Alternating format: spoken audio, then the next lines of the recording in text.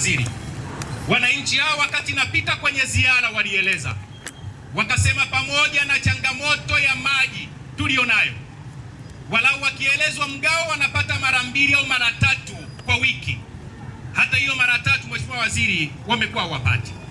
Lakini imekuwepo shida ya makusudi ya wahudumu, kwa maana ya wenzetu wale wanaofungulia maji kutoka kwenye vituo vya kusambazia maji.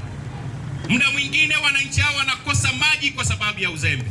Kwa sababu uko hapa, wananchi hawa wanahitaji kusikia kauli kwako, ili angalau waweze kupata matumaini ya kwamba serikali iko kazini na hakika changamoto ambayo imekumba kwa muda mrefu iweze kutatuliwa. La mwisho, Mheshimiwa Waziri, ninaomba sana, niwaombe ndugu zangu wa Nyamagana, tumekuja leo hapa sio kwa maneno, tumekuja kwa vitendo. Mheshimiwa Waziri amekwisha kutoa maelezo ya kwamba hataondoka Nyamagana, hataondoka jiji la Mwanza mpaka hakikishe maji yanatoka. Na mimi kama mwakilishi wenu niwahakikishieni, sintorudi bungeni mpaka nihakikishe wananchi wangu wa jiji la Mwanza na kata ya Buhongwa wanapata maji. Lakini sambamba na hilo, ndugu wananchi,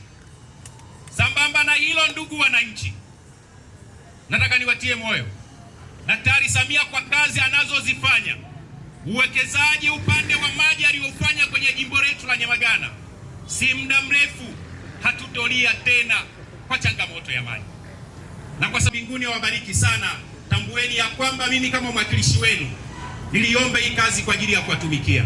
Kama sitawaacha peke yenu, zaidi ya yote nitasimama na ninyi, haijalishi ni nyakati nzuri au nyakati ngumu, ili kuhakikisha mnapata huduma ambayo mnastahili. Asante ndugu wananchi, karibuni sana. Mheshimiwa Waziri, karibu.